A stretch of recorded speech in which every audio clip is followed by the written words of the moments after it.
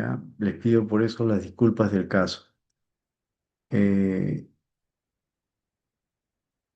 Recording in progress. Vamos a iniciar el tema que nos toca esta tarde, que es parto pretérmino.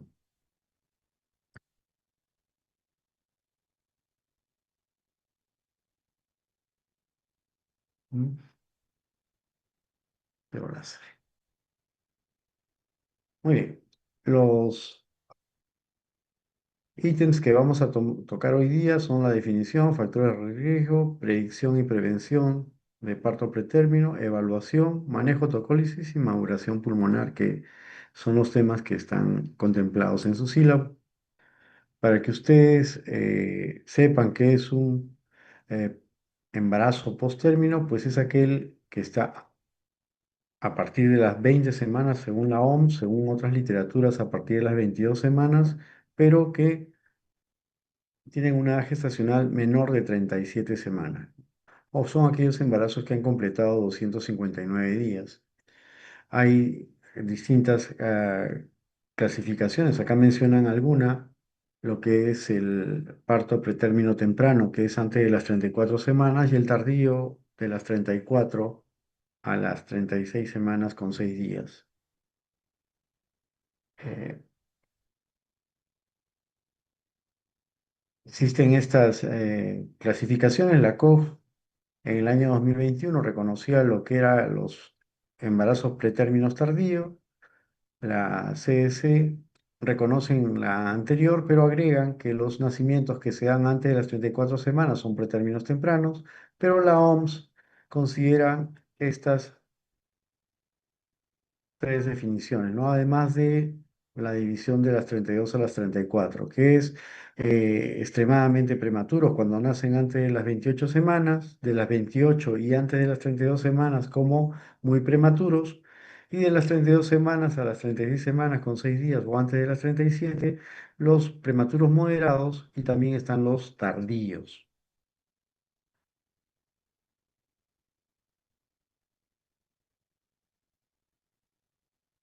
Esas clasificaciones pues no tienen una base funcional, ¿no?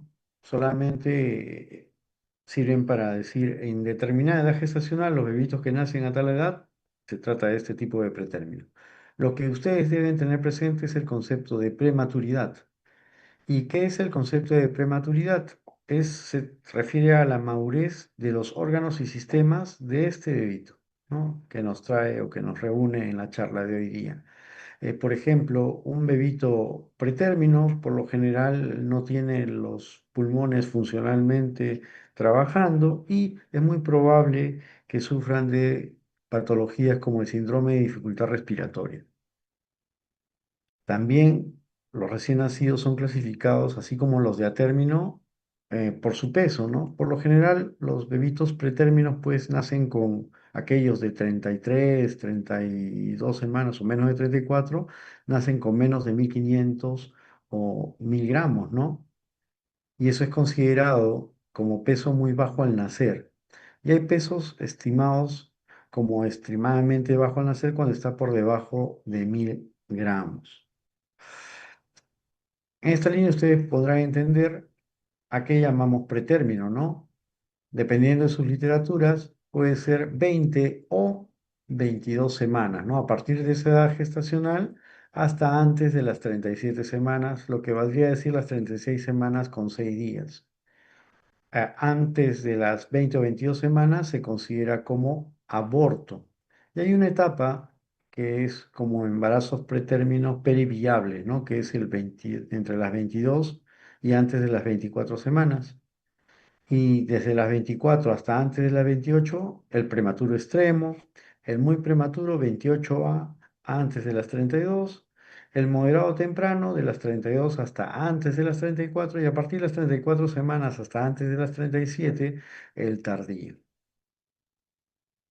Eso es importante para poder plantear un manejo en caso de una determinada patología. Pero, ¿qué es el parto pretérmino? ¿No? Ustedes quieren saber qué es el parto pretérmino, ¿no? El parto pretérmino es el que se da o ocurre el término del embarazo entre las 20 o 22 semanas, pero antes de las 37 semanas, ¿no? La ACOG define lo que es trabajo de parto prematuro como la presencia de contracciones regulares acompañadas por cambios en la dilatación y aborramiento. Esas contracciones deben ser regulares y la dilatación para ser considerada como trabajo de parto pretérmino debe ser de al menos 2 centímetros. También hay otro concepto que deben tener presente, que es la amenaza de parto pretérmino. Como su nombre lo indica, es la amenaza, no es el trabajo de parto en sí, pero es la posibilidad o el riesgo de que ocurra un trabajo de parto pronto. Entonces, para ello, la presencia de contracciones uterinas deben ser dolorosas y que deben producir cambios o modificaciones en el cuello uterino sin llegar a constituir un trabajo de parto pretérmino, ¿no? Estas contracciones por lo general tienen una frecuencia de 4 a 20 o en 30 minutos u 8 en 60. Tener una duración de 30 segundos y que persistan o duren o permanezcan en al menos una hora, ¿no? Si es 2 horas, mayor razón que hayan ocasionado cambios como un borramiento menor del 50% o una dilatación menor de 2 centímetros. La problemática de los partos pretérminos, pues no es de ahora, ya es un problema que viene desde mucho antes. Los embarazos pretérminos, los partos pretérminos, perdón, son problemas que siempre han ocurrido, ¿no? Pero dada las coyunturas, el avance en la medicina o las terapias de fertilidad han aumentado con el tiempo, ¿no? Por ejemplo, en Estados Unidos en el 2018 tenían una tasa de 10, que aumentó al año siguiente a 10,2, ¿no? La estimación de la edad gestacional se ha reemplazado en los últimos años, ¿no? Ya no se basa, pues, en el último periodo menstrual, sino en una ecografía. Eh, Los datos que se tienen lamentablemente no diferencian entre aquellos nacidos pretérminos de forma espontánea de aquellos que tienen que nacer por alguna indicación médica, ¿no? Ahí no hay nada que hacer, o sea, si tengo un embarazo pretérmino y la paciente sufre de preeclampsia, pues ese dato no debería engrosar todos los datos en parto pretérmino, porque lamentablemente tiene una patología que obliga al médico a terminar el embarazo, ¿no? Eso no es problema. Se ha visto que en las mujeres de raza negra esta incidencia es aumentada, ¿no? Mencionan hasta unas 3 veces más, o incluso 5 veces más que las mujeres hispanas o de raza blanca. En cuanto al mundo, en Europa se manejan tasas del 6% y en Perú no estamos lejos de las tasas de nuestros amigos del norte del continente. También es importante analizar los nacimientos de embarazos únicos, porque ustedes saben que los embarazos múltiples tienen un mayor riesgo de terminar en un parto pretérmino. Entonces, ya hemos mencionado qué es la prematuridad y esa prematuridad es lamentablemente lo que va a ocasionar problemas, ¿no? Uno de los problemas es que esta es la principal causa de mortalidad neonatal. 70% de las muertes neonatales son por prematuridad, 75% de la morbilidad severa, causa de morbilidad a largo plazo, complicaciones neurológicas en los bebitos, ¿no? Parálisis cerebral es la más temida. Altos costos sanitarios. El manejo de estos bebitos requiere de personal, no solamente un médico o una enfermera, sino más y equipo sofisticado, equipo de punta, ¿no? Para garantizar un medio acorde para el manejo de las patologías con las que nace o las que pueda desarrollar en sus primeros días de vida, ¿no? Y es la principal causa de internamiento durante el embarazo, ¿no? Ustedes tienen acá una tabla que refleja la morbilidad y mortalidad de los bebitos en parto pretérmino, ¿no? Miren, la tasa de mortalidad infantil en aquellos que nacen Antes de las 28 semanas, estamos hablando de los prematuros extremos, es 186 veces mayor que un embarazo a término. El valor del Apgar 5 y a los 10 minutos, un Apgar bajo, ¿no? Se asocia con mortalidad neonatal en los recién nacidos pretérminos. Ustedes ven acá, ¿no? Miren, los recién nacidos menores de 37 semanas, esa es la mortalidad global, ¿no? El total. Y si desglosamos, de 30 mortalidad en los pretérminos tardíos, 2.200. En los pretérminos tempranos, acá están incluidos los muy prematuros y los extremadamente prematuros, ¿no? 12.000, ¿sí? Los prematuros tardíos no tienen, o los pretérminos tardíos no tienen una morbilidad tan alta, ¿no? Se menciona que los recién nacidos pretérminos que sobreviven generalmente tienen morbilidades a corto y largo plazo, pero debido a la inmadurez de los sistemas orgánicos, o sea, la prematuridad, que puede ocasionar a corto plazo y a largo plazo, ¿no? En los distintos sistemas. Por ejemplo, en el pulmón puede presentar a corto plazo pérdida de aire, displasia broncopulmonar, síndrome de estrés respiratorio y a largo plazo incluso asma. Cuando hay problemas gastrointestinales o nutricionales, hiperbilirrubinemia, el carníterus, enterocolitis necrotizante, falla en crecimiento, ¿no? Síndrome de colon corto, colestasis a largo plazo. Desde el punto de vista inmunológico, pueden adquirir infecciones hospitalarias, deficiencia inmunitaria o infecciones perinatales, ¿no? Y a largo plazo presentar bronquiolitis o infecciones por virus de respiración, respiratorio sincicial. Cuando el sistema nervioso es afectado, la hemorragia intraventricular, leucomalacia periventricular y hidrocefalia puede ser un problema a corto plazo, pero los problemas más severos son la parálisis cerebral, atrofia cerebral, retardo en el desarrollo nervioso, pérdida de la audición.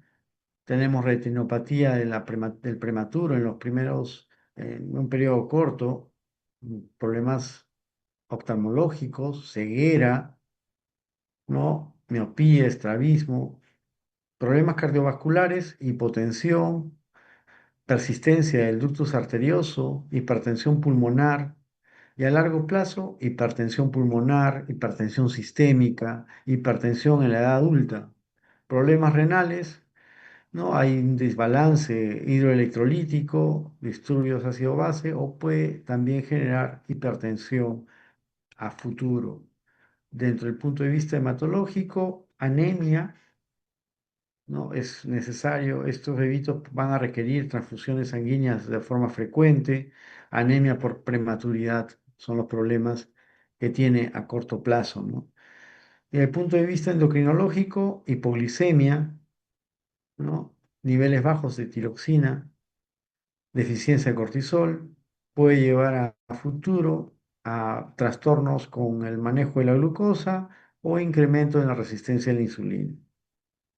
Entonces, son una serie de problemas que puede tener un bebito pretérmino cuando cuando tienen problemas a corto o largo plazo, ¿no? Se ha visto que el peso a nacer es muy importante. Les mencioné el punto de corte de 1.000 gramos, ¿no? Se ha visto que en niñas, en edad gestacional mayor a 28 semanas, un peso al nacer de 1.000 gramos y en los niños con edades de 30 semanas, con un peso de 1.000 gramos, alcanzan una supervivencia de hasta el 95%.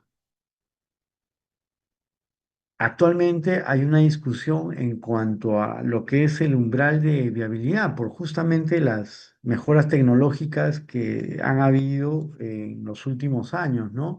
Incluso fetos que antes eran considerados abortos, se está viendo la posibilidad de que se les clasifique como nacidos vivos, ¿no? Fetos que con menos de 500 gramos, lamentablemente los médicos ya no hacían mayor cosa porque las secuelas, las complicaciones a corto o a largo plazo, la expectativa de vida de este ser humano no eran muy alentadoras.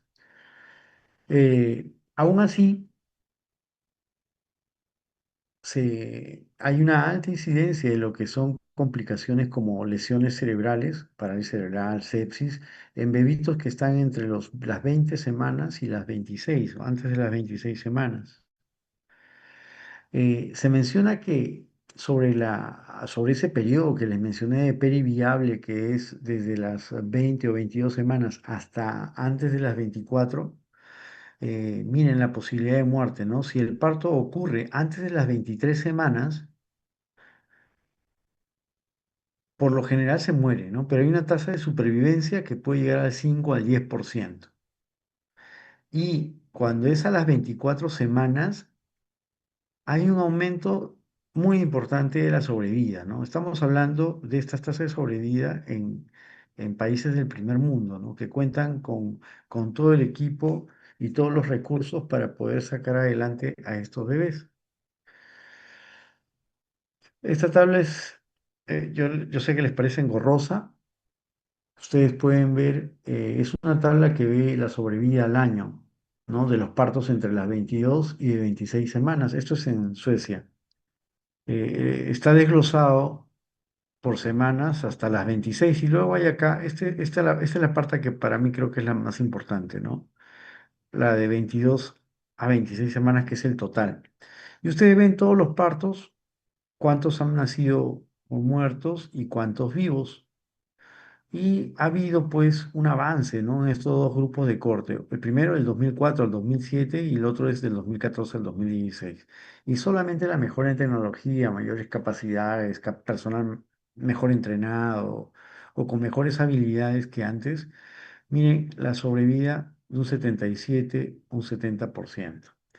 En el primer año de vida, la admisión a UCI, ¿no? Fue 78% de 634. O sea, de los vivos, no todos requirieron ingreso a UCI, miren. Igual acá, 82% de los nacidos vivos, igual, 70%. O sea, de todos los nacidos vivos al año, solamente sobrevivieron un 70%, que es 497. Y en la otra serie se mantuvo el mismo, bueno, no, parece que vivieron los mismos, pero no. O sea, de 923 vivos, solamente sobrevivieron 711. Y al año de sobrevida, pero sin morbilidad mayor. ¿A qué se refiere sin morbilidad mayor? Sin tener hemorragia cerebral de grado 3 a 4, sin leucomalacia ventricular, sin enterocolitis necrotizante, sin retinopatía del prematuro severa o displasia broncopulmonar, ¿no? Estos son, mire, de 497 vivos, el 45% no tenían ningún problema, pero hay un alto porcentaje de bebitos que sí tenían morbilidad severa, ¿no? Estos son los que ingresaron a UCI, 226. Y de los nacidos vivos, esto ya es global, ¿no? Del 705, 226, que sería el 32%. Igual acá, ¿no? Sin problemas ya es un poquito mayor, 50%, o sea, mitad con patología severa y mitad que tenían pues menos problemas, ¿no? No patología severa, tenían algún tipo de patología, pero no de las que les he mencionado. Entonces, eh, la edad gestacional, si ustedes ven esas cifras por cada una de las edades que se presentan en la tabla, ha ido aumentando, ¿no? Ven ustedes, por ejemplo, a las 22 semanas 2%, o sea, uno de 49 no tenían problemas. La mayoría sí tenían patología severa. Y la sobrevida es baja y va aumentando. Entre el 2014 y 2016, 65%, 71%, 74%, 79% a las 25 y a las 26, 88%. O sea, la edad gestacional en la que nazca ese bebito va a tener un factor, va a ser un factor importante para la sobrevida del mismo, ¿no? Con la menor cantidad de complicaciones. En base a esos datos, hubo un consenso, ¿no?, de atención obstétrica que propuso que se considere el parto por cesárea para indicaciones fetales a fetos nacidos entre las 23 y antes de las 25 semanas. Pero, y en términos obstétricos, todas las indicaciones fetales para cesáreas a partir de las 25 hacia adelante. Entonces, ¿qué es lo que se ha visto, no? Que en realidad, pues, no hace gran diferencia ofrecer cesárea o hacer cesárea en esta gestacional con la sobrevida. Hacer cesárea o no hacerla en este momento no es una recomendación, ¿no? Se puede considerar, sí, en algunas circunstancias especiales. Por ejemplo, acá menciona que no, ¿no? La indicación es, no se ofrece cesárea para indicaciones fetales entre las 23 semanas, o sea, a partir, por menos de las 23, pero a las 24 semanas tampoco. Solamente se ofrece por encima de las 24 semanas siempre y cuando el peso se estime 750 gramos o más. El peso es muy importante para nuestros amigos neonatólogos en el manejo de estos bebitos, ¿no? El peso le agrega una probabilidad mayor de sobrevida. O siempre y cuando se ponga en práctica un tratamiento obstétrico para bebitos que tengan restricción de crecimiento. Igual el manejo que se usa no es un manejo único para todas, sino se individualiza según las características de la paciente, ¿no? Según qué problemas presente en ese momento. Se estima que el 20% de mujeres que tienen un parto en este tiempo, en el periodo periviable, o sea, entre las 20 y 24 semanas, en ese periodo, van a tener una morbilidad grave durante el parto, ¿no? Ya de per se es una cirugía y corte en el útero sin que haya segmento, ¿no? Va a haber mayor sangrado, etcétera. Y la atención de estos bebitos, pues no solamente es la del ginecobstetra ni el neonatólogo, sino es todo un equipo de especialistas, ¿no? Va a haber psiquiatras, personas que apoyen emocionalmente a la madre o a la familia, e incluso la participación de un cura, ¿no? Para que brinden cierto confort o resignación en estos casos, ¿no? Que son problemas muy difíciles para afrontar por la paciente y su familia. Esta es una guía general para lo que es el parto periviable, ¿no? La amenaza de parto periviable. Y aquí se consideran pues algunos, algunas acciones a realizar en embarazos menos de 22 semanas, entre las 22 y 23, de las 23 a 24 o 24 a más, ¿no? Por ejemplo, resucitación para el neonato, si es menos de 22, pues no. Podría considerarse en aquellos fetos por debajo de 24 semanas, pero sí es recomendado, o sea, sí se debe hacer de 24 semanas a más. Igual la terapia corticoide para maduración pulmonar, recomendado a partir de las 24. La tocólisis, ¿no? Para permitir que la terapia con corticosteroide se pueda dar, ¿no? Recomendada a partir de las 24. La neuroprotección con sulfato de magnesio a partir de las 24 semanas. Antibióticos para RPM, recomendado a partir de las 24 semanas. Se puede considerar antes, dependiendo del contexto y ante qué paciente estamos. Antibiótico profiláctico para estreptococo de grupo B, recomendado a partir de las 24 semanas. Y cesárea por indicación fetal solamente se recomienda a partir de las 25 semanas. 25 semanas es recomendada la cesárea por indicación fetal. Antes de las 25 semanas, entre las 23 y 24 podría considerarse, ya les dije, dependiendo del estimado del peso o qué problema pueda traer ese feto, y no es recomendado antes de las 23 semanas.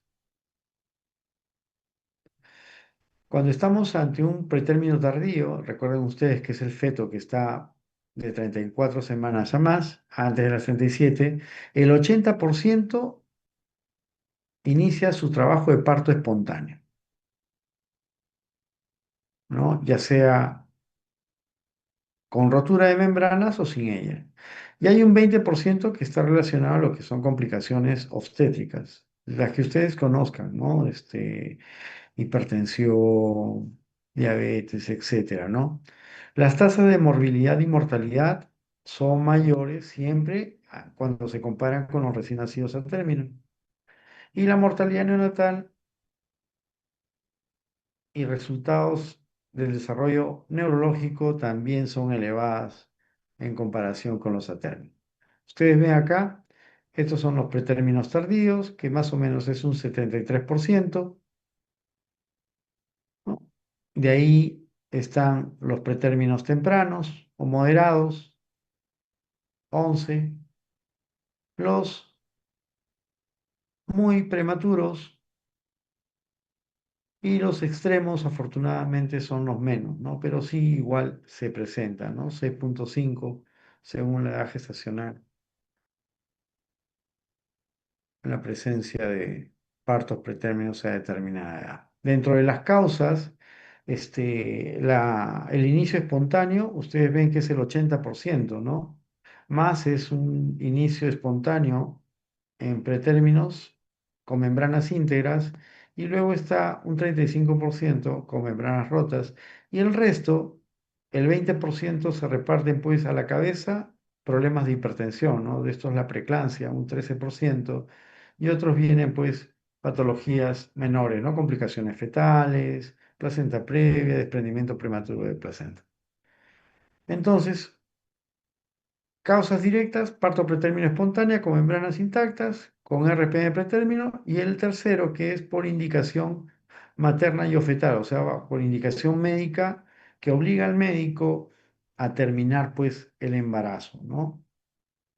Entonces, son las tres causas de parto pretérmino. Y las causas espontáneas o de ruptura de membranas justamente están acá. ¿Por qué se producen, pues, el parto pretérmino espontáneo, ¿no? Puede haber generalmente desórdenes vasculares, infección, el estrés, sobredistensión uterina, la ruptura de la tolerancia feto-materna, la senescencia de la decidua placenta y enfermedades cervicales, ¿no? Y hay un grupo de problemas pues que no se conocen, ¿no? No se sabe cuál es la causa en sí del por qué se está presentando este parto pretérmino, ¿no? Sobre la distensión uterina, es un efecto mecánico, ¿no? El útero que está sobredistendido, el miometrio, va a producir una cascada endocrina que va a producir inflamación, liberación de prostaglandinas, ¿no? Que van a madurar el cuello, y posteriormente ellos van a hacer un efecto de feedback y van a producir contracciones.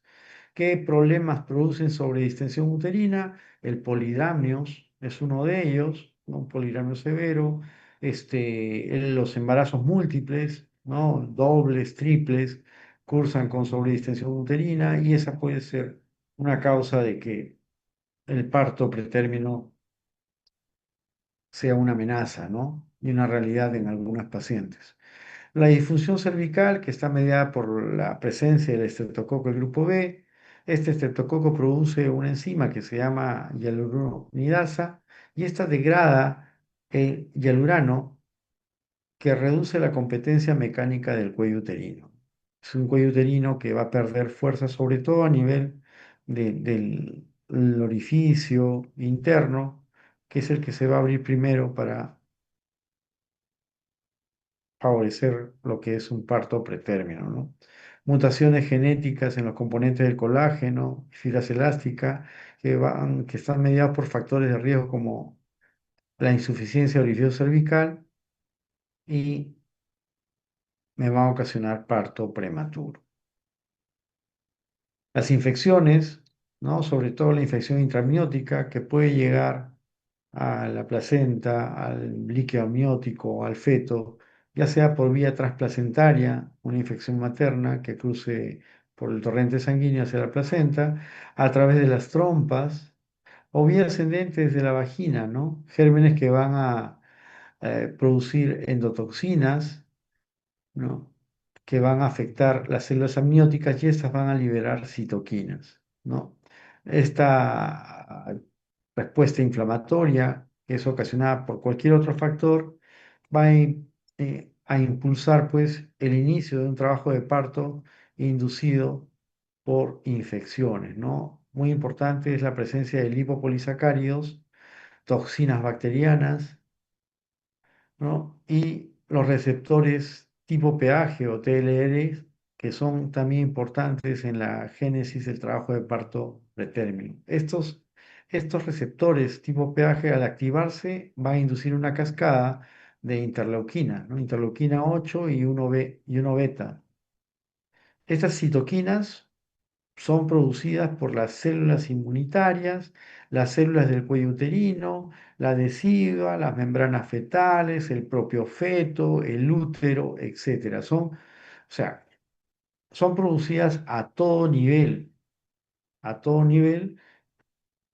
y, por ejemplo, esta interleuquina 1 beta, que es inducida por lipopolisacáridos, va a aumentar la síntesis tanto de interleuquina 6 e interleuquina 8 y el factor de necrosis tumoral alfa, que son muy importantes, como vamos a ver más adelante, para lo que es la génesis y el trabajo de parto. Va a haber proliferación y activación y migración de leucocitos, influenciada por esta interleuquina 1 beta. Modificaciones de las proteínas de la matriz extracelular y efectos mitogénicos y citotóxicos como la fiebre y respuesta inflamatoria de fase aguda, ¿no? Como les mencioné, el miometro, la adhesiva y el amnios, ¿no? Son los que, y la interleuquina B1 van a producir prostaglandinas que van a inducir la maduración del cuello y la pérdida de la actividad miometrial. O sea, se va a relajar el miometrio y puede ocasionar una distensión y favorecer lo que es el inicio de un parto pretérmino. También las metaloproteinasas de la matriz, que son inducidas por las citoquinas inflamatorias, van a descomponer el colágeno de las membranas fetales, del corion y el amnios, ¿no? Y también actúan a nivel del cuello, favoreciendo su reblandecimiento. El origen de las citoquinas son variados, ya les mencioné algunas acá para mencionar las citoquinas uterinas, que probablemente están relacionadas a lo que es el parto prematuro y vienen de la adhesiva y el miometrio. Los leucocitos, ¿no?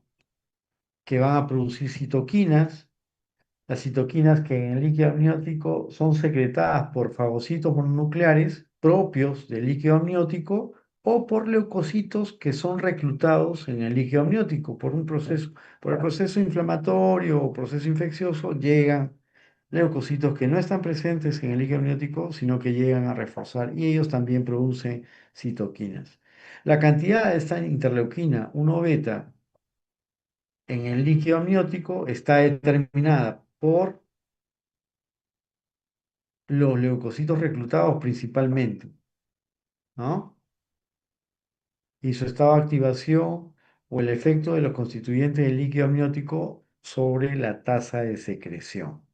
También es importante tener presente la presencia del micromioma vaginal. Y dentro de este microbioma, la microbiota, ¿no? Que se ha visto que esta cambia en el embarazo. Por lo general, se reduce y se vuelve más estable. Pero lo que se ha observado en el embarazo, en el parto pretérmino, es un aumento de microbios como la Gardnerella vaginalis y el Ureaplasma ureolítico. Entonces, no podemos decir, ¿no? que estos gérmenes están relacionados directamente con el trabajo de parto pretérmino, pero sí hay una relación sólida sobre el papel importante de este microbioma en el desarrollo del parto pretérmino, ¿no? Por eso que hay una relación incluso de la vaginosis bacteriana mediada por Gardnerella que está relacionada con lo que es rotura prematura de membranas y parto pretérmino, ¿no? Por eso que el tratamiento, y eso lo vamos a ver más adelante, se postulaba que el tratamiento de estos problemas debería disminuir la posibilidad de embarazo o parto pretérmino, ¿no? Pero lamentablemente eso no se ha visto, ¿no? También hay un efecto beneficioso de la microbiota vaginal, sobre todo de los lactobacilos, ¿no? De todos los lactobacilos, principalmente el Crispatus, que se encarga de proteger o es frecuente o abunda en la mujer embarazada y tiene un efecto beneficioso en cuanto a evitar que otros gérmenes proliferen, ¿no? ¿Cómo es la génesis de la rotura prematura de membrana? Ustedes ya saben que la rotura prematura de membranas es aquella que ocurre antes de las 37 semanas y 1 o 2 horas antes del inicio del trabajo de parto, ¿no? Hay que diferenciar el RPM del aborto inevitable, ¿no? Porque si tomamos como punto de corte las 20 semanas, antes de las 20 semanas hablamos de abortos. Si hay pérdida de líquido a las 19 semanas, no estamos ante un RPM pretérmino, sino ante un aborto inevitable. Después de las 20 semanas ya podemos usar el término de RPM pretérmino, ¿no? Dependiendo cuál es el umbral o punto de corte que consideran en cada institución. Por ejemplo, en el Hospital San Bartolomé consideran de punto de corte la semana 22. Quiere decir que todo parto que se dé antes de las 22 semanas no es un parto, sino estamos hablando de un aborto. Y por encima de las 22 semanas ya es un parto, ¿no? Ahora, el RPM tiene varias causas. Dentro de ellas, la infección intrauterina es la principal, ¿no? Y esta produce un daño al ADN inducido por estrés oxidativo, también senescencia celular prematura y eventos que pueden predisponer a ello de forma importante. Los factores de riesgo asociados, ¿no? Son los mismos o muy similares a los que tienen los embarazos a término, que incluyen un estado socioeconómico más bajo, un IMC bajo, deficiencia nutricional y tabaquismo. Las mujeres con rotura prematura de membranas pretérmino tienen un mayor riesgo de recurrencia durante el embarazo posterior. Quiere decir que este evento se va a repetir, ¿sí? Se va a repetir muy probablemente en un subsiguiente embarazo. Y también se ha visto que en estas pacientes que han tenido rotura prematura de membrana pretérmino se han aislado bacterias en el líquido amniótico en 1/3 de los casos. ¿Cómo se recopiló la muestra? Por amniocentesis. Se puede producir cambios moleculares en pacientes que tienen este problema, ¿no? El amnios se menciona que se evidencia un mayor grado de muerte celular. Existen más cantidad de marcadores de apoptosis que en un embarazo a término, que se ha visto in vitro. que esta apoptosis generalmente está regulada por esta interleuquina, la interleuquina que la hemos mencionado más adelante, la interleuquina 1 beta y el factor de necrosis tumoral alfa. El estrés oxidativo produce daño en el ADN, senescencia prematura, posterior inflamación y proteólisis de las membranas. O sea, como que se digiere las membranas de, como el corion y el amnios y fácilmente se van a romper. Esta ruptura de membranas va a aumentar la actividad de la trombina, activa la matriz de las metaloproteinasas y la síntesis de prostaglandinas. Estas prostaglandinas, ¿no? Este aumento de estas prostaglandinas, que no solamente aumentan por este mecanismo, sino por la liberación de fibronectina fetal, mediada por el factor de necrosis tumoral alfa, y que van a hacer que el amnios se produzca una cascada que va a producir mayor cantidad de prostaglandinas y una actividad elevada de enzimas que van a digerir las mismas membranas. Las prostaglandinas van a promover la maduración cervical y contracciones uterinas. Mayores concentraciones de matriz de metaloproteasa van a permitir la descomposición del colágeno de las membranas fetales. Y esto va a ocasionar lo que ustedes ya saben como rotura prematura de membranas pretérmino.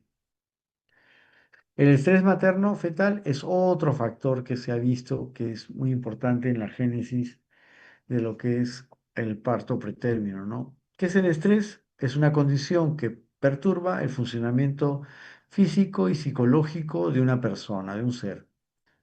Hay estrés psicosocial en forma de discriminación, ya sea racial o de personas en poblaciones de gente negra, y esto puede resultar malos resultados en salud, incluido lo que es el nacimiento de bebitos pretérmino. La coacción psicológica, el estrés infantil, la depresión o el síndrome de estrés postraumático también se han asociado a partos prematuros. Las mujeres afectadas por violencia doméstica también pueden tener una probabilidad de tener un parto pretérmino, ¿no? Un mecanismo potencial es la activación de este eje, el eje endocrino placentario suprarrenal, que es lo que normalmente se activa en lo que es embarazos a término. Entonces, se desconoce el mecanismo por el cual, pero es en pacientes que están sometidas generalmente a maltrato, estrés emocional, etcétera, que las puede llevar a tener un parto prematuro. Otro mecanismo es la senescencia celular prematura, envejecimiento de células fetales y residuales que precipita la liberación de ciertos estímulos, de ciertas señales o estímulos uterotónicos para activar al útero como si fuera un embarazo a término. El antecedente de parto pretérmino previo. Este también es uno de los más importantes y ha sido muy estudiado, ¿no?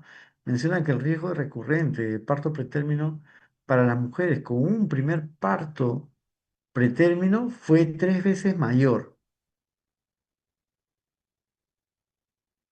En aquellas mujeres que ya han tenido dos partos pretérminos previos, la probabilidad de que tengan un tercer parto pretérmino es mayor al 33%. Miren, se menciona también que el 70% de los nacimientos recurrentes ocurrieron dentro de las 2 semanas posteriores a la edad gestacional del parto pretérmino anterior. Quiere decir que si tuvo un parto pretérmino a las 28 semanas, el siguiente probablemente lo tenga a las 30 y así sucesivamente, ¿no? Siempre una edad gestacional más. Por lo general, las causas del parto pretérmino también recurrieron. Y esta recurrencia solo representa el 10% de total de partos pretérminos. En suma, el riesgo de parto pretérmino recurrente está influenciado por tres factores, como son la frecuencia de los partos pretérminos anteriores, la gravedad medida por la edad gestacional y el orden en que ocurrió el parto pretérmino anterior. Mientras más partos pretérminos, mayor es el riesgo. Mientras la edad gestacional es menor, mayor probabilidad también. Y el orden, obviamente, el orden se refiere a si el último parto fue pretérmino, el siguiente es muy probable que lo sea.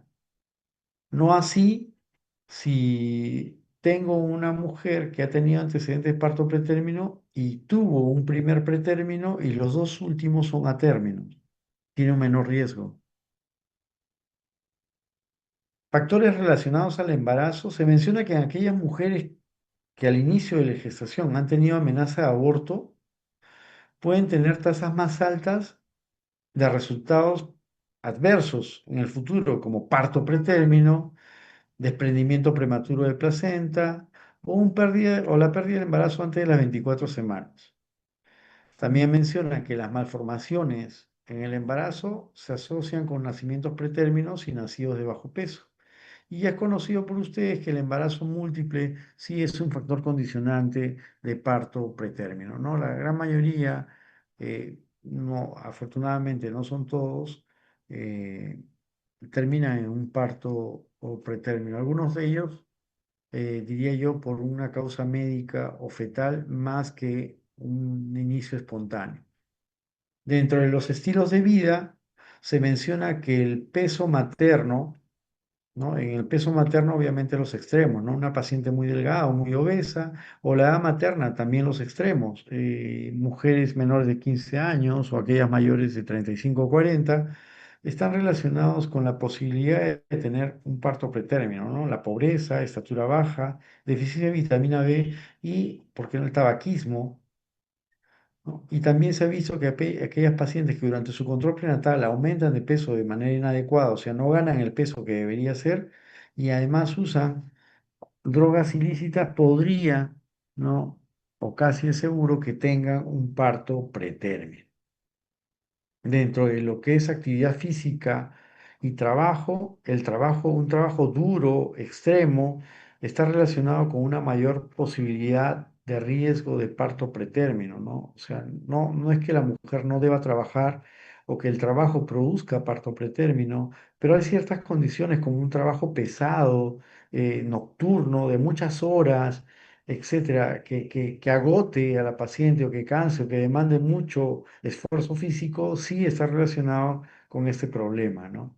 En cuanto a la actividad física, el ejercicio aeróbico es seguro, ¿no? O sea, ninguna paciente, por actividad física o por ejercicios va a producirse o va a ocasionar que tenga un parto pretérmino, ¿no? Es más, ¿no? Se menciona que la actividad física en el tiempo libre se asocia con un riesgo reducido de parto pretérmino. Es beneficioso, el ejercicio, ¿no? Otros factores de riesgo, factores genéticos, se conocen familias, ¿no? Con recurrencia de partos pretérminos y en esta se ha visto que hay variantes comunes en cuanto a genes, ¿no? El gene EBF1, EFSC, el AGTR2, muy asociados a lo que es recurrencia o de lo que es los partos pretérminos. También se ha postulado que la enfermedad periodontal, como la gingivitis, que es una inflamación anaerobia crónica, puede estar relacionada con el parto pretérmino, ¿no? Pero ya se ha visto que a inicios del siglo se hizo un trabajo y se dio tratamiento a personas que tenían gingivitis y a otras que no, y pues se vio a otras que tenían gingivitis, pero que no se les dio tratamiento y no alteró la tasa de parto pretérmino, ¿no? La tasa de parto pretérmino fue igual en aquellas mujeres que tenían gingivitis con tratamiento y aquellas que tenían gingivitis, pero que no se les dio tratamiento, ¿no? Y ya las sociedades, eh, pertinentes han descartado que la enfermedad periodontal sea una causa de parto pretérmino, ¿no? El periodo intragenésico corto sí se ha relacionado con lo que es un parto pretérmino previo, sobre todo en aquellas pacientes que han tenido el antecedente de un parto pretérmino previo, ¿no?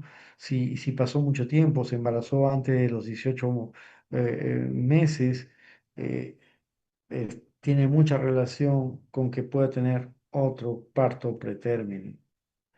En cuanto a los procesos infecciosos, la profilaxis antibiótica no está recomendada, ¿no? Una paciente que tiene, pues, eh, un trabajo de parto pretérmino donde está con membranas íntegras, pues no se recomienda antibiótico, ¿no? Más no así en aquellas pacientes con membranas rotas. Se ha visto, por ejemplo, o se creía que la vaginosis bacteriana, mira, durante más de 40 años, estaba asociada al aborto espontáneo, trabajo de parto prematuro, ruptura de membranas, hasta colonitis, ¿no? Pero se ha tratado esto o se ha visto la posibilidad de hacer pruebas para detección y tratamiento de vaginosis bacteriana, pero no han evitado que disminuya la posibilidad de parto prematuro, ¿no? O sea, si bien es cierto, hay algunos trabajos en el pasado que mencionaban que sí, la vaginosis bacteriana tenía mucho que ver en la génesis del parto pretérmino, pero se han dado tratamiento a aquellas pacientes y las tasas siguen iguales, no ha habido una disminución. El COVID-19 fue un problema, sobre todo por desconocimiento de la patología en sí, no ha sido muy rápido. Las personas que han estado en ese tiempo, por lo general, pues eh, manejaban los casos no conociendo realmente cuál era la afectación del feto. Se desconocían muchas cosas, ¿no? Entonces, la única indicación para terminar un embarazo pretérmino era médica, o sea, no había, obviamente puede haber habido alguna paciente que haya tenido COVID-19 y haya desencadenado un parto espontáneo, pero la mayoría de partos que se dieron en esos tiempos tenían indicación médica, ¿no? Y de repente una mala indicación médica por justamente el desconocimiento del problema a los cuales nos enfrentábamos. Entonces, muchos de esos nacimientos eh, fueron, se realizaron cesáreas simplemente porque la paciente tenía COVID. Ahora, hay una indicación, ¿no? Aquellas pacientes o aquellas mujeres que desarrollen una infección grave, eh, por lo general, para manejo adecuado de medicina intensiva o para manejo de su problema respiratorio, sí era necesario probablemente terminar el embarazo por una indicación de ella, no una indicación materna. No había indicación fetal eh, que justifique el término por COVID-19 por vía abdominal, ¿no? O por cualquier vía. Acá está. Esta es una tabla donde menciona factores que pueden contribuir, aún consideran a la gingivitis, pero ya les mencioné que no tiene mayor, mayor relevancia. Infecciones por micoplasma, vaginosis bacteriana, los genéticos, problemas de familia o etnorraciales, estilos de vida, fumar a la cabeza, ¿no? El uso de drogas ilícitas, el estrés, la actividad física, sobre todo en el trabajo, ¿no? Pesado y el haber tenido un parto pretérmino previo, ¿no? Previo, solamente considerando los espontáneos, no el indicado. Dentro de los síntomas para hacer el diagnóstico de trabajo de parto pretérmino, pues es la presencia de contracciones, ¿no? A veces, muchas veces descrita por la paciente como una presión pelviana, ¿no? Calambres o que siente un dolor similar a una menstruación. Dolor lumbar también algunas lo mencionan. Ojo que estos síntomas son inespecíficos, no es lo mismo una paciente que está con un embarazo pretérmino con un embarazo a término, salvo que sea una paciente en su pretérmino tardío, ¿no? Por encima de las 34 semanas. Hay cambios cérvico-uterinos, ¿no? Dilatación, a veces puede ser asintomática después de la primera mitad del embarazo, con factores de riesgo. 25% de dilatación, 2 a 3 centímetros, pueden tener su parto antes de las 34 semanas. La longitud del cuello uterino es un factor pronóstico muy importante, ¿no? Un cervix corto por una ecografía transvaginal que se realiza a partir de las 16 semanas puede decirme a mí mucho sobre el riesgo que tiene esta paciente de tener un parto futuro, ¿no? Y llamamos cervix corto cuando éste mide menos de o igual de 25 milímetros, ¿no? 25 milímetros, estamos hablando de un cervix corto. Y también no olvidarnos de la insuficiencia del orificio cervical interno. La vigilancia uterina ambulatoria, esto no ha dado buenos resultados porque obviamente la paciente se iba a su casa con un monitor y no había un control adecuado, ni un registro. Eso es algo que ya no se use, pero siempre es bueno que ustedes lo conozcan. Estos son los cambios que se producen en un cuello, en una paciente que tiene una probabilidad de parto pretérmino, ¿no? Ustedes ven este cuellito en T, orificio cervical interno, orificio cervical externo, estas son las membranas, y acá pues no hay problema, no hay compromiso del orificio cervical interno. Por las enzimas, interleuquinas, la liberación de prostaglandinas, metaloproteasas, ¿no? O colagenasas, etcétera, puede haber un despegamiento de las membranas, se separa el orificio interno y comienza a abrirse el cuello, ¿no? Da una imagen en Y, que es esta de acá. O puede dar una imagen en B, ¿no? Cuando se sigue abriendo el cuellito hacia el orificio cervical externo y en U, miren, ya no falta absolutamente nada para que se pueda abrir ese cuello, ¿no? Esto de acá de la longitud cervical y el riesgo de parto pretérmino es una gráfica muy importante, ¿no? Si solamente tomamos la longitud cervical, solo la longitud cervical, ustedes ven que con 20 centímetros de longitud cervical hay la probabilidad de parto pretérmino un 10%, ¿no? Mientras más chico es el cuello, la probabilidad aumenta. Ahora, si tenemos el antecedente de parto prematuro previo, miren, ese antecedente es más contundente que la longitud, ¿no? No, perdón. Aparte de eso, le sumamos el antecedente de parto prematuro previo, o sea, estas pacientes han tenido un parto prematuro previo y además tienen una longitud de cuello pequeña, ¿no? La probabilidad va aumentando. Si aparte de todo esto ya hay formación en embudo en el cuello, la probabilidad pues es mayor. Si tenemos una formación en embudo más antecedente de parto pretérmino y le sumamos lo que es la longitud del cuello, mire, es mucho mayor la probabilidad de que ocurra un parto pretérmino, ¿no? ¿Cuánto pesa los cambios en el cuello y este antecedente, ¿no? El parto prematuro previo con pacientes con cuello corto. También hacemos uso de diversos biomarcadores, ¿no? No solamente los síntomas clínicos son usados para predecir un parto pretérmino, pero acá ustedes tienen la fibronectina fetal, el factor de crecimiento ligado a la proteína 1 similar a la insulina y la alfa-mioglobinina 1 placentaria, ¿no? Estas tres pruebas, tanto a los 7 y 14 días, con su valor predictivo positivo, valor predictivo negativo, sensibilidad y especificidad. Si ustedes ven la sensibilidad, pucha que es alta, ¿no? Es alta sobre todo en la alfa-microglobulina 1. Pero eso no es lo saltante de esta prueba, ¿no? Lo saltante de esta prueba es el valor predictivo negativo.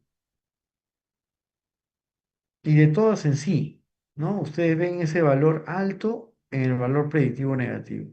¿Y qué significa un valor predictivo negativo? Es que si la prueba es negativa, es muy probable que esta paciente no tenga, pues, un riesgo elevado de parto pretérmino, ¿sí? Incluso si queremos usar la fibronectina por sí sola para predecir un parto pretérmino, por sí sola no tiene mucha sensibilidad. Miren, 56% de sensibilidad, 61 a los 14 días. Es baja, ¿no? Más que todo su valor predictivo negativo. ¿Cuál es el gran objetivo en lo que es la prevención del parto pretérmino? ¿No? Es usar la mejor estrategia para que esta paciente se beneficie de los corticoides o que llegue, o que llegue a un establecimiento de mayor nivel. Un parto pretérmino no se puede atender en cualquier nivel de atención, o sea, no se puede atender en un primer de atención, una posta, en un segundo nivel no, porque de repente no tienen el personal ni la capacidad para manejar estos bebitos. Se deben atender en hospitales de nivel 3 hacia arriba, ¿no? Una de las alternativas de manejo para prevenir un parto pretérmino es el cerclaje cervical, ¿no? El cervicaje cervical se usa pues cuando hay pérdida recurrente del embarazo, ¿no? Cuando estamos hablando de abortos, ¿no? Y de abortos atribuidos a insuficiencia de orificio cervical interno. Pero también se ha visto que es útil en aquellas pacientes que tienen un cervix corto. O sea, aquellas pacientes que tienen un cervix corto, yo puedo usar un cerclaje cervical. O si pacientes que llegan a la emergencia ya con una amenaza de parto pretérmino, pero que es debida a una insuficiencia de orificio cervical interno. Ante esto, la COG se ha manifestado, ¿no? Y que ha concluido que en mujeres con un único embarazo, no, perdón, en mujeres con un embarazo único, no gemelares, o sea, único, un solo bebito, con el antecedente de parto prematuro previo y una longitud cervical menor de 25 milímetros y que su edad gestacional sea menor de 24 semanas, se puede considerar la colocación del cerclaje o progesterona vaginal. Eso ya lo evalúa el médico, ¿no? Pero sí es factible colocarle un cerclaje. Pero eso va en contradicción de algunos resultados, ¿no? Por ejemplo, ustedes ven acá en esta figura y estos son los que están a favor de colocar cerclaje y acá a los que no se colocó, ¿no? Parece que hay pues que sí, en estos estudios se ha demostrado que sí, pues hay un beneficio, ¿no? Pero no marcan o no pasan del todo hacia un dato que favorezca el cerclaje, ¿no? A pesar de ello, los autores recomiendan que sí, ¿no? Sí, es importante colocar cerclaje porque sí se ha visto que ayuda, ¿no? Disminuye lo que es la morbimortalidad de los pretérminos, ¿no? Evita que se dé un parto pretérmino, ¿no? Obviamente para colocar un cerclaje tiene que excluir la posibilidad de alguna otra infección.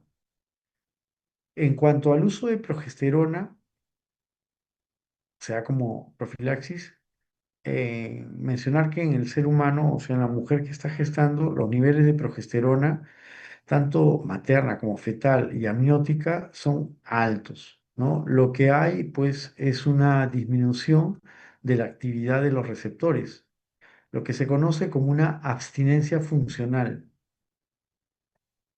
¿no? ¿Y qué hace la progesterona? Reduce, ¿no? Puede prevenir un parto pretérmino. Hay una progesterona que se ha venido promocionando y dando como un boom, que es el caproato de 17 alfa hidroxiprogesterona. Ante esto, las diferentes sociedades como el Colegio Americano de Ginecobstetra y la Sociedad de Medicina Materno-Fetal, ¿no? Ellos mencionan que sí es importante en la prevención del parto prematuro en aquellas mujeres que han tenido un parto prematuro previo o en aquellas que no han tenido parto prematuro previo, pero tienen un cuello uterino corto, identificado por ecografía, ¿no? Entonces, mencionan que sí es importante usar progesterona en estos dos tipos de pacientes, ¿no? En la que ha tenido parto pretérmino previo y en la que no ha tenido parto pretérmino previo, pero sí tiene un cuellito corto. Y los compuestos que se usa de progesterona, uno de los que ha levantado mucha controversia es la 17-hidroxiprogesterona, caproato de progesterona, que ha sido aprobado hace mucho tiempo por la FDA y que en un estudio de la Unidad de Medicina Materno-Fetal, presentó un estudio, se vio que disminuía la recurrencia de parto pretérmino en un 36% con respecto a aquellas mujeres que usaban placebo, 55%. Pero lo curioso de este trabajo, que era un trabajo pues sesgado, ¿no? Sesgado, ¿por qué? Porque se había asignado mayor cantidad de mujeres con dos partos pretérminos previos al grupo de placebo. Entonces, si yo asigno mayor cantidad de pacientes con dos partos pretérminos previos en el grupo de placebo y no le doy nada, probablemente vaya a haber más partos pretérminos, como es lo que ocurrió, ¿no? Miren, 41% tenían el antecedente de dos partos pretérminos previos en grupo de placebo y 28% el antecedente de dos partos pretérminos en el grupo donde se usó el caproato de 17-hidroxiprogesterona. Otra cosa que se cuestionó en este trabajo fue la dosis empírica que se dio del caproato de hidroxiprogesterona, que no ha sido una dosis estudiada, ¿no? Simplemente se decidió, fue los investigadores que dijeron, vamos a darle esto, ¿no? Y otro que tiene en contra es que este medicamento es caro. El metabolismo del caproato de 17 hidroxiprogesterona es un metabolismo desconocido. Tiene, está mediado, lo que sí se sabe, por el sistema enzimático CYP3A, que se puede ver perjudicado cuando hay un problema hepático o usa medicamentos que inhiban la función hepática. El estudio trial, o el estudio PROGRAM, perdón, ya mencionó que este medicamento carece de eficacia para prevenir el parto pretérmino. Pero a pesar de estos resultados, estas dos sociedades respaldan el uso del caproato de 17 hidroxiprogesterona para las mujeres con embarazos únicos que han tenido aborto recurrente, ¿no? Este es el estudio PROLONG, donde ustedes ven el caproato de 17-hidroxiprogesterona y el placebo. Y si ustedes ven acá, bueno, en cuanto a población, es la misma, ¿no? La que se le ha dado menor de 35 semanas, no hay diferencia en porcentaje, tampoco acá. Y lo que sí vemos acá es el componente de mortalidad y morbilidad, ¿no? En el placebo, 5.6. Muerte, 0.5, 0.3, ¿no? Displasia broncopulmonar, mayor cuando usas caproato de hidroxiprogesterona y no el placebo. Y otros parámetros que van empeorando, ¿no? Bien, no hay mayor diferencia entre enterocolitis necrotizante, no hay una diferencia significativa, sepsis tampoco, hemorragia intraventricular severa, no hay mayor beneficio. Pero afortunadamente existen otras dos progesteronas también que se han hecho estudios. Una de ellas es la que se usa más y se difunde más en nuestros hospitales del medio, que es la progesterona micronizada, ¿no? De 200 miligramos, usada por vía vaginal entre las 24 y 34 semanas en aquellas pacientes que tienen un cervix corto que es menor o igual a 25. También en aquellas pacientes se puede usar la progesterona en gel vaginal, 90 miligramos, ¿no? Y, por ejemplo, la COS concluyó que el cribado universal de la longitud cervical no es necesario hacerla a todas las pacientes, ¿no? O sea, no es necesario realizarlo a cualquier gestante, solamente es en aquellas pacientes que han tenido el antecedente de un parto pretérmino previo, ¿no? La medida de longitud del cervix o cervicometría se podría considerar también en el contexto de tratamientos con progesterona, ¿no? En el estudio Optimum, ¿no? La profilaxis con progesterona para prevenir el parto pretérmino mejora los resultados, era un interrogante que se hacía. ¿Y qué respondieron? Que en aquellas mujeres con alto riesgo obstétrico, con un parto pretérmino previo, antes de las 34 semanas, o con una longitud cervical menor a 25 centímetros, menor o igual, o un resultado positivo a la prueba de fibronectina fetal, combinado con otros factores de riesgo para parto prematuro, no, no hay menor riesgo ni resultados adversos neonatales. ¿No? O sea, usar profilaxis para prevenir parto pretérmino. Ese es, no hubo menores riesgos ni resultados adversos neonatales usando la progesterona, ¿no? Se puede usar con seguridad. Esto es un estudio que compara las tres progesteronas del mercado, ¿no? Una tabla donde se compara el estudio de Fonseca, que usaba progesterona micronizada, el gel de progesterona vaginal en ese estudio de Hassan y Grudman, que utilizaba el caproato de 17 hidroxiprogesterona, ¿no?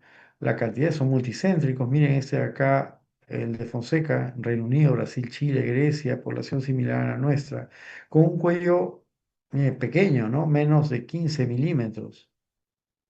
Y se vieron que las que usaban progesterona versus placebo, parto en menores de 24, 34 semanas, o sea, estamos hablando de pretérminos eh, con prematuridad extrema, muy prematuros o moderados, eran, mire cuánto ha bajado, ¿no? 19% en relación al placebo, 34%. O sea, es significativamente bueno. También la progesterona en gel, ¿no? Con estos cuellitos, también en hospitales de 10 países, ¿no? 9 en aquellas que usaban progesterona en gel versus 16 en las del placebo. Y esta es los estudio de Grossman que lo hizo en los centros de 14 centros en Estados Unidos, utilizaba cuellos por debajo de 30, ¿no? O sea, estaba también considerando cuellitos que eran normal, no son cervix corto, ¿no? A la dosis empírica de 250 miligramos intramuscular por semana. ¿Y qué vio? Mira, incluso un punto de corte más alto, ¿no? En aquellas mujeres por debajo de las 37 semanas y no hubo variación, ¿no? Entre dar caproato de hidroxiprogesterona versus placebo. Entonces, en resumen, el caproato de 17 hidroxiprogesterona, pues no es útil, ¿no? No sirve para prevenir parto pretérmino. También se ha estimado que la aspirina tiene, como es un inhibidor de la ciclooxigenasa con propiedades antiinflamatorias y antiplaquetarias, a dosis bajas puede reducir la tasa de partos pretérminos, ¿no? Para ello, pues se hizo un estudio, ¿no? Un estudio con 11.976 mujeres, ¿no? En países de ingresos bajos o medios, ¿no? Generalmente países africanos, y dando dosis bajas de aspirina o de ácido acetilsalicílico, ¿no? Versus el placebo en esas edades gestacionales, ¿no? Y se vio que hay una disminución de la incidencia de partos antes de las 37 semanas, ¿no? Y redujo la tasa de mortalidad perinatal. Lo malo de este trabajo es que no hubo diferenciación entre los pretérminos espontáneos y aquellos pretérminos que se terminaron por indicación médica. Ante ello, pues la COG no recomienda el uso de aspirina para prevenir el parto pretérmino espontáneo en ausencia de factores de riesgo de preeclampsia. Solamente se usa para pacientes con factores de riesgo de preeclampsia. En cuanto al manejo del RPM, pues este concepto de periodo de latencia es muy importante, ¿no? ¿Y qué es el periodo de latencia? Es el periodo que transcurre desde que ocurre la rotura de membranas hasta el inicio del trabajo de parto. Entonces, el manejo de las pacientes con RPM pretérmino es justamente prolongar este periodo de latencia. A su vez, de forma, por evolución clínica, este periodo de latencia es tan largo, tan corto según la edad gestacional. Por lo general, cuando el embarazo ya está a término, el periodo de latencia, o sea, a mayor edad gestacional, periodo de latencia corto. A menor edad gestacional, periodo de latencia largo.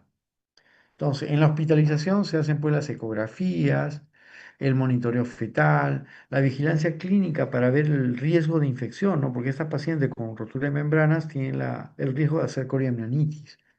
Se puede hacer un manejo activo versus expectante dependiendo de la edad gestacional. Activo generalmente lo usamos cuando ya tiene más de 34 semanas. Cuando es menos de 34 semanas, usamos el manejo expectante, ¿no? Se recomienda el manejo expectante entre las 24 y antes de las 34 semanas.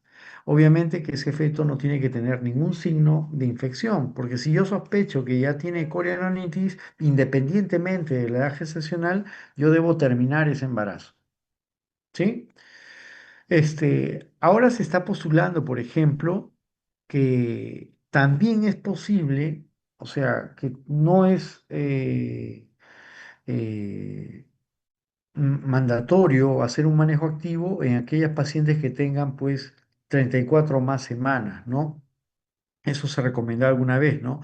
Pero si todo está yendo bien, el bebito no tiene una infección, los exámenes de pruebas de bienestar fetal han salido acorde, se tiene que conversar con la madre, ¿no? Sobre la posibilidad de todavía mantener ese embarazo porque se puede beneficiar en cuanto a ganar más tiempo, más edad gestacional. Recuerden ustedes que a mayor edad gestacional, mayor sobrevida. Entonces, el que un embarazo se termine entre las 34 y 36 semanas no lo exime de riesgos. Puede tener riesgos aún a un síndrome de distrés respiratorio, ¿no? Listo. Entonces, la latencia prolongada después de la rotura de membranas, por lo general no se asocia a un daño neurológico. No, no es un problema. O sea, que permanezca el bebito más tiempo después de que se han roto las membranas no repercute en su desarrollo neurológico. Hay tasas actuales aumentadas en lo que es hipoplasia pulmonar por carencia de líquido en los embarazos cuya rotura de membrana ocurre antes de las 24 semanas. Miren, incluso los recién nacidos que sobreviven pueden llegar a tener 30% de hipoplasia pulmonar, ¿no? No se desarrolla el pulmón por justamente no hay líquido que entre y los puede expandir, no hay un desarrollo adecuado, no se produce adecuadamente el surfactante, etcétera. Y a veces el manejo expectante temprano asociado a oligoamnios, o sea, en estos fetitos que tienen cuya rotura de membrana ocurrió pues como prematuros muy extremos, pueden ocasionar deformidades en las extremidades, sobre todo en los miembros inferiores, ¿no? Pero eso justamente por compresión del útero que no tiene líquido para expandirse, puede ocasionar deformidades en las extremidades. Otro punto importante en lo que es el manejo del RPM pretérmino es buscar o identificar o hacer un diagnóstico adecuado y temprano de la corionionitis. La corionionitis, ustedes ya saben, de repente van a tener una clase con algún colega sobre lo que es RPM, que si no me equivoco es el doctor Esteves. eh, Uno de los signos cardinales es la fiebre, ¿no? O sea, para sospechar de corionitis es la fiebre. Ya en el 2015, el NICH sugirió cambiar el nombre de este problema, ya no decirle corionitis, sino decirle triple I. ¿Y qué significa la triple I? Es una afección que está caracterizada por infección, inflamación e intramniótica, ¿no? Eso significa triple I. Infección, inflamación e intramniótica. La COG revisó, pues, las definiciones y los umbrales de temperatura para lo que es una infección intramniótica. Y el diagnóstico de sospecha muy probable o casi certero se hace cuando la temperatura es de 39 grados centígrados. Una gestante en trabajo de parto pretérmino con RPM que me haga 39 grados centígrados y no tenga otra causa que me explique la fiebre, muy probablemente tenga una corioneonitis, ¿no? O triple I. Yo tengo que terminar ese embarazo. Pero si la temperatura está entre 38 y menos de 39, debo yo de buscar un factor de riesgo adicional, ¿no? Como que haya tenido pues múltiples tactos, ¿no? Que el líquido amniótico tenga un aspecto diferente, que yo identifique un germen, ¿no? En una amniocentesis para yo hacer la correlación de que esta paciente tiene coriomionitis. Y hay otros casos en que pues solamente tiene fiebre la paciente, ¿no? No hay ningún factor de riesgo adicional, pero y solamente tiene pues el RPM, ¿no? No tiene otra cosa. Entonces se considera como una fiebre materna aislada, ¿no? Y lo que sí se hace es un seguimiento de sus análisis, de la analítica, ¿no? Cómo va ese hemograma, etcétera, hacerle un cultivo, ¿no? En las pacientes que tienen corionitis hay una mayor incidencia de sepsis, bebitos con dificultad respiratoria, convulsiones, hemorragia intraventricular, leucomalacia periventricular, ¿no? Mayores tasas de parálisis cerebral si el bebito se ve afectado por corionitis. En la terapia antibiótica se han hecho muchos estudios, ¿no? Hay 13 estudios aleatorizados, el uso de antibiótico, que valoran el uso de antibiótico antes de las 35 semanas. Solo 3 de 10 resultados fueron posiblemente benéficos, ¿no? Que es menos mujeres desarrollan coriamnionitis.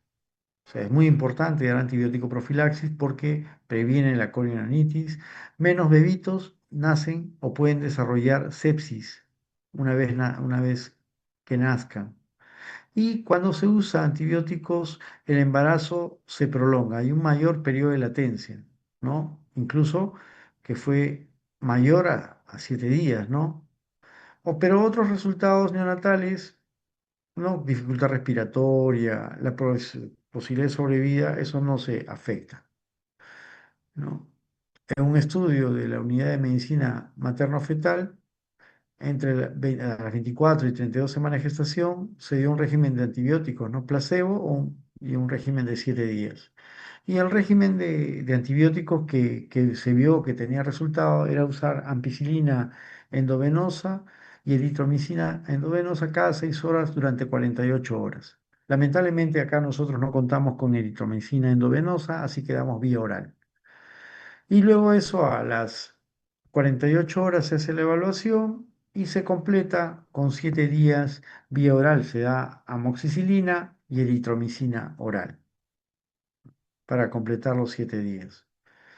Y estos tuvieron, pues, este régimen tuvo resultados significativamente eh, beneficiosos, ¿no? En los recién nacidos, ¿no? Hubo menos recién nacidos con dificultad respiratoria, menos recién nacidos con enterocolitis necrotizante y menos probabilidad de resultados adversos compuestos, ¿no? El periodo de latencia con la presencia de lo que es antibiótico profilaxis se vio también prolongado, ¿no? Fue significativamente más largo, ¿no? Y este periodo más largo permite que ese bebito se beneficie de los corticoides para maduración pulmonar y se beneficie también de que si ocurre este problema en una posta, un centro de primer nivel, pueda ser trasladado a un hospital como el nuestro, ¿no? Como San Bartolomé o algún otro hospital de tercer nivel.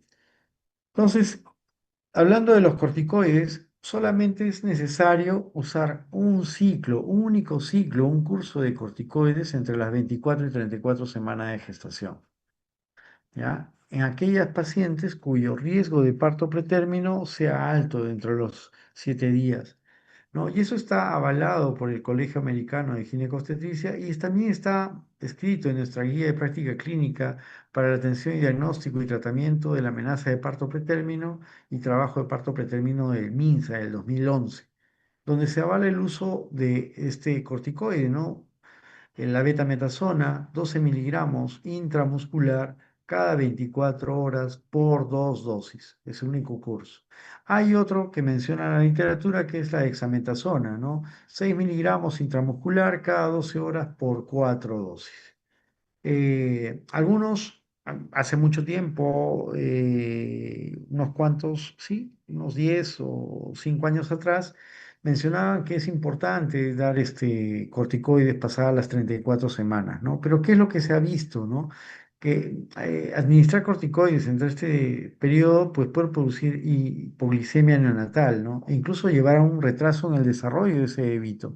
Lo único que se ha visto a favor del bebé es que disminuye la taquimia transitoria. También mencionaban que repetir el curso del antibiótico, si ha pasado más de 7 días, ¿no? Y esto se ha visto que produce un aumento no significativo de parálisis cerebral, ¿no? Hay un aumento, pero estadísticamente no es significativo. También se ha propuesto dar terapia de rescate, ¿no? Sobre todo cuando hay mayor riesgo de un síndrome de distrés respiratorio,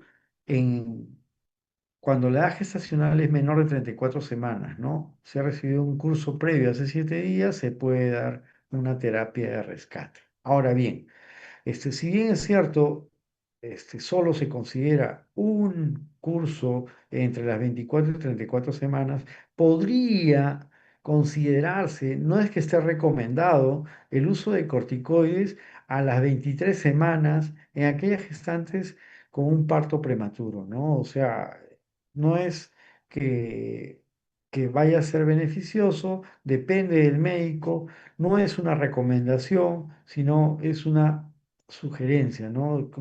El que lo considere depende tanto del médico que va a administrarlo, pero sí se ha visto sus beneficios en este rango de edad, ¿no? 24 a 34 semanas, ¿no? Este es parte de lo que es el manejo de la ruptura de membranas, ¿no?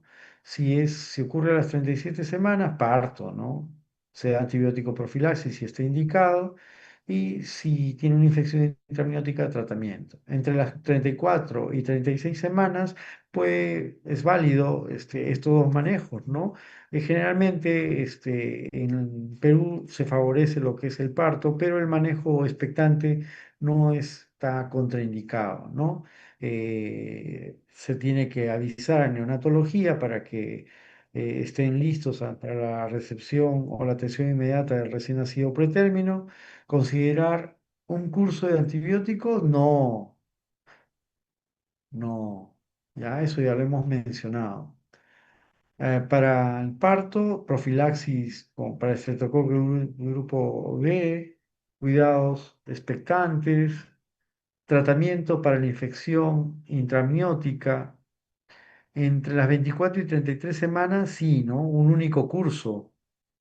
Lo otro es considerar, ya se ha visto que no, los datos no van a favor, pero este sí, ¿no? Un curso único de corticoides. Hay situaciones, ¿no? Que no está sostenido por los datos para aplicar la dosis de rescate. Screening de estreptococo para infección por estreptococo grupo B, la administración de profilaxis antibiótica. Eh, lo que les he comentado, que el antibiótico prolonga el periodo de latencia, etcétera. Eh, Muy bien. Entonces, uno de los objetivos es retardar el parto hasta después de las 34 semanas, ¿no? Algunos recomiendan pues hacer la amniocentesis para ver si tiene algún problema, un bebito que está con membranas íntegras. Acá ya estamos en el grueso de pacientes pretérminos, ¿no? 45% de los partos pretérminos están con membranas intactas, ¿no? Evolución espontánea. Entonces lo que se ha visto pues es que no tiene un sustento clínico, ¿no? Porque se ha observado que una de cada 10 mujeres pues tiene una infección intramniótica que por lo general es subclínica, ¿no? Y no se va a hacer mayor cosa. Sí aplicar corticoides, perdón, y dar neuroprotección, ¿no? Con sulfato de magnesio. La neuroprotección es muy importante, no lo mencioné en la ruptura prematura de membranas, pero se da a todo bebito, ¿no? Todo bebito pretérmino hasta las 32 semanas que tiene el riesgo de tener un parto pretérmino, ¿no? Y la dosis establecida en el estudio BIM es de 6 gramos de carga y 2 gramos por hora, ¿no? Se suspende a las 12 horas de administración si no hay parto o si el peligro de parto permanece, se reanuda. Si pasó 6 horas desde la suspensión, hay que dar nuevamente otra dosis de carga, ¿no? Y el sulfato de magnesio principalmente se da ¿para qué? Para prevenir la parálisis cerebral, ¿no? ¿Qué es lo que se ha visto? Con sulfato de magnesio y sin sulfato de magnesio, muertes fetales muy similares, ¿sí? Pero el desarrollo de parálisis cerebral severa o moderada, miren con sulfato de magnesio, 1,9 el total, ¿no? Versus 3,4 en, en prematuros en extremos, 2,7, 6, es bastante, ¿no? No ha habido diferencias si se trataba de extremadamente prematuros.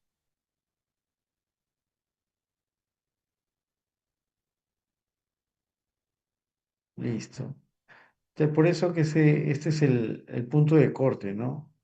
Dar hasta las 28 a 32 semanas.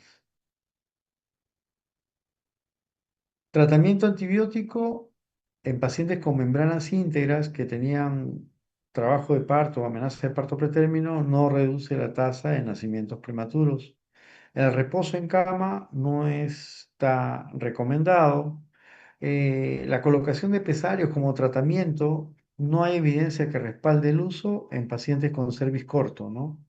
Cerclaje de emergencia en mujeres con trabajo de parto y cambios cervicales activos está contraindicado, ¿sí? ¿Por qué? Porque si puede romperse las membranas al momento de colocar el punto, ¿no? Pues está en contracción, se puede bombar, etcétera.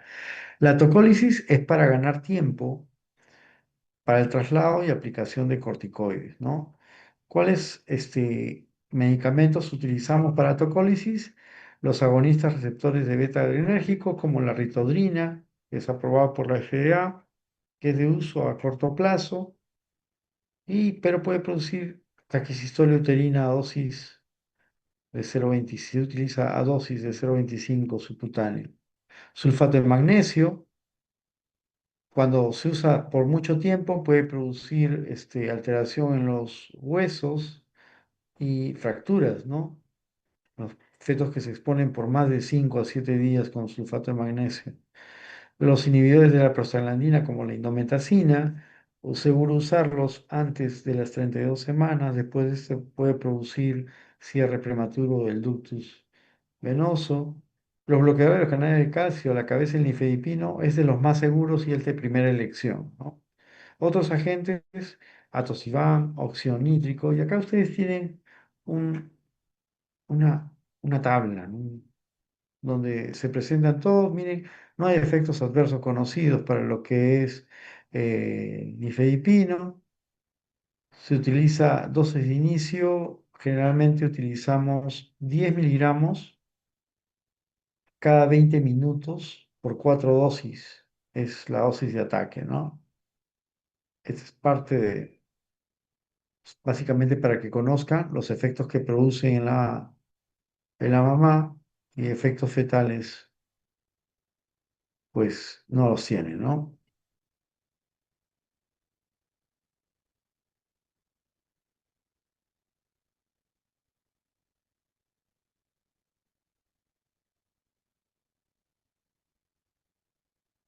Muy bien. Cuando tenemos un paciente que está en trabajo de parto pretérmino, pues se hospitaliza, va a centro obstétrico y se usa el monitoreo electrónico continuo, ¿no? En sus bandas. Está ahí. Se cursa la interconsulta al neonatólogo, quien es el que va a hacer la atención inmediata, y ellos hacen a su vez una coordinación con el intensivista neonatal, ¿no? Los que tienen al cuidado de estos bebitos en la UCI neonatal. Uno de los grandes problemas que padecemos no solo en San Bartolomé, creo que es a nivel del país, es la carencia de equipos, ¿no? Lamentablemente, los partos pretérminos se van a seguir dando, ¿no? Porque, como ustedes han visto, es una suma de factores. Y si sumamos a esto la terapia de reproducción asistida, que aumenta el riesgo de estos bebitos, y la cantidad de embarazos múltiples, eh, nos vemos saturados, ¿no? Como sistema de salud nos vemos rebasados y no se puede hacer una adecuada atención. La recepción de estos bebitos requiere mucho de incubadoras, de ventiladores mecánicos, ¿no? De equipos para intubarlos, corrugados, etcétera, cuidados de enfermería, ¿no? Y el mismo intensivista que deben estar pendientes de que este bebito pues no tenga problemas, o si los tiene sean los menos complicados, no los más severos, ¿no? Estos bebitos cursan con eh, podrían tener, pues, vigilar estos signos, ¿no? Que no tengan taquicardia fetal, que no haya rotura de membranas, si las hay, pues dar el tratamiento que corresponde. eh, Podrían surgir sepsis, ¿no? Eh, Hay que ver cómo está su estado de acidemia del bebé intraparto. No lo podemos hacer de manera directa. En otros lugares ponen, pues, un un fetoscopio para la obtención, sobre todo si está con membranas rotas, para poder obtener sangre del cuero cabelludo y hacer pues el pH, ¿no? Otros, si está en amenaza y no tienen esa vía, pues lo hacen por vía umbilical, ¿no? Solo para asegurarnos de que estos bebés se encuentren bien, ¿no? Por lo general basta un monitoreo electrónico y observar que ese parto se dé de las mejores maneras, ¿no? Si el bebito está en podálico, probablemente el parto termine en cesárea, ¿no? Es una indicación fetal. Si tiene alguna patología la madre que obligue a terminar el parto prontamente, pues también hay indicaciones maternas. Pero si el bebito está encefálico, eh, se promueve o se da las condiciones necesarias para que se tenga un parto vaginal exitoso, ¿no? Infecciones por el estreptococo grupo B, eh, sobre todo en pacientes que están con las membranas rotas, por eso que damos profilaxis antimicrobiana, ¿no? Pero en pacientes que están con membranas íntegras no es necesario, como hemos visto en las diapositivas previas. Se ha mencionado que justamente, o sea, ya el bebito ha pasado la dilatación, a veces nacen sin que esté con dilatación completa por el tamaño del feto, ¿no? Ustedes saben que para un feto a término debe de dilatar hasta 10. A veces en embarazos pretérminos no es necesario, simplemente vas abombando o va saliendo el bebito, ¿no? No es necesario realizar la episiotomía de rutina, ¿no? No es que el paso por el canal del parto le va a ocasionar problemas a ese feto, ¿no? Muchas personas o muchos colegas pensaban de que el pasar por el canal del parto a un bebito que no está preparado en ese momento para el parto le podía ocasionar pues hemorragia intraventricular o trauma obstétrico, y eso no es así. La hemorragia intraventricular tiene otra etiología que no es precisamente la del pasaje a través del canal, ¿no? El usar de rutina forceps tampoco no está indicado, ¿no? Es importante en la atención del parto tener personal competente en técnicas de reanimación acorde a la edad gestacional, ¿no? El equipo de neonatólogo, por eso que estos partos deben ser en un nivel de atención terciaria. Hay mejor probabilidad de sobrevida, las tasas son mucho mejores cuando estos recién nacidos nacen en un establecimiento de tercer nivel, ¿no? Eh, los recién nacidos prematuros por lo general presentan sangrado en la matriz germinal, pero eso es por la prematuridad, ¿no? Y puede extenderse a una hemorragia intraventricular más grave. Lo que les mencionaba, ¿no? Que se había planteado la hipótesis de que el parto procesal evita el trauma, incluso, miren, considerando el trabajo de parto como un trauma y más aún el parto en sí, pero los estudios pues no han validado, ¿no? El parto procesario solamente está reservado cuando hay un diagnóstico obstétrico que sea determinante para que este embarazo no se le dé la oportunidad de un parto vaginal. Muy bien, muchas gracias. Yo sé que la presentación ha sido prolongada.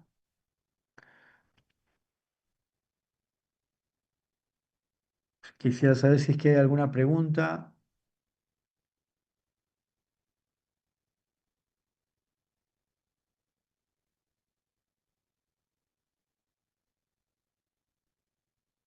La inmunización del cuello uterino, sí.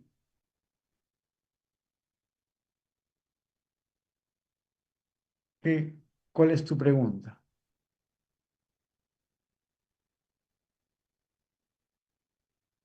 La embudización es la serie de cambios que se produce por efecto de todas esas enzimas o sustancias como prostaglandinas o colagenasas o metaloproteasas que van a reblandecer el cuello, van a producir la apertura de ese orificio cervical interno,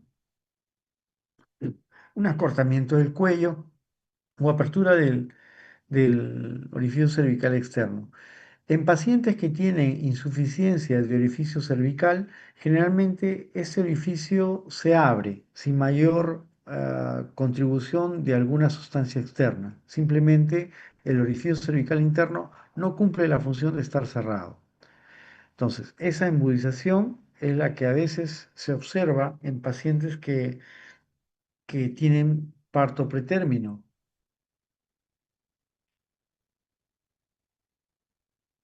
Lamentablemente la embudización no tiene un tratamiento con medicamentos, ¿no? Cuando nosotros vemos una embudización porque está fallando la contención del orificio cervical interno, lo que se propone, dependiendo de la edad gestacional, es hacer un cerclaje de rescate, de emergencia.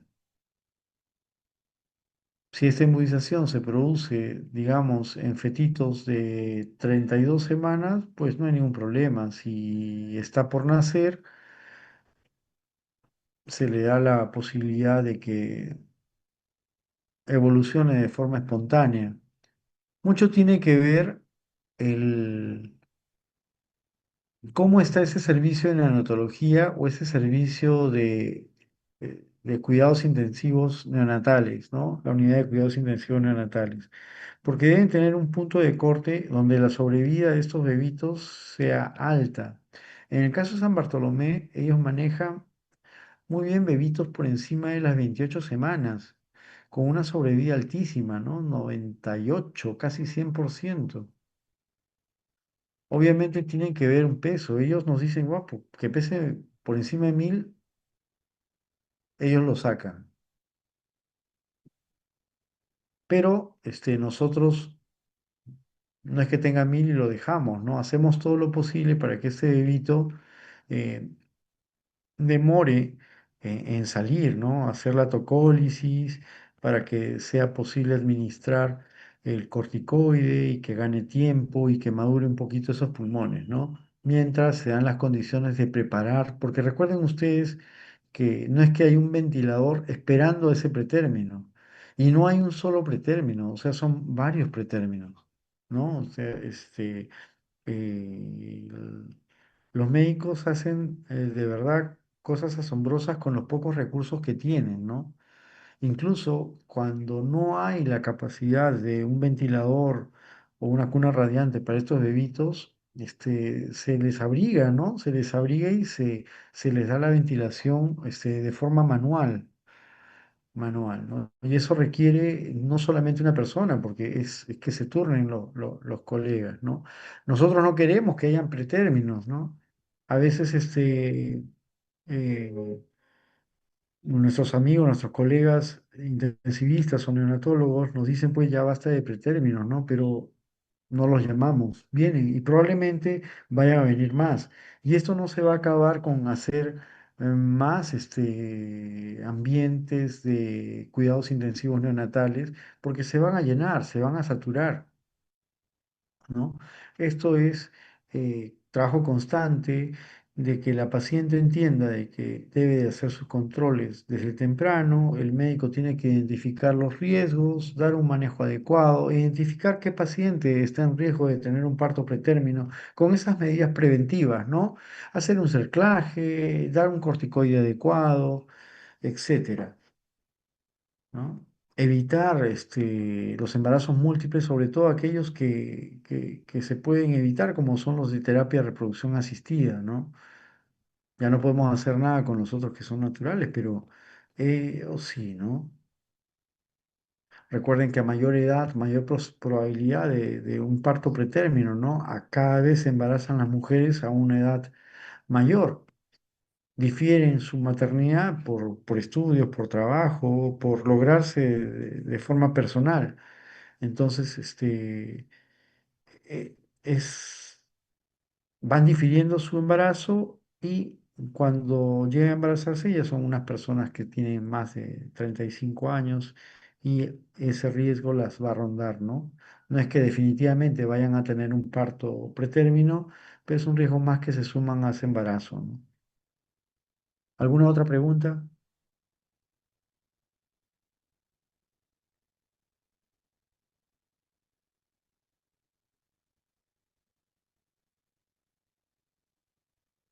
Si no hay más preguntas, gracias por su presencia. Ya estoy coordinando con Daniela para darle la copia de la presentación para que la tengan. ¿Ok? Gracias a ustedes, muy amables por su paciencia. Hasta pronto. Gracias, doctor. Hasta luego. Hasta luego.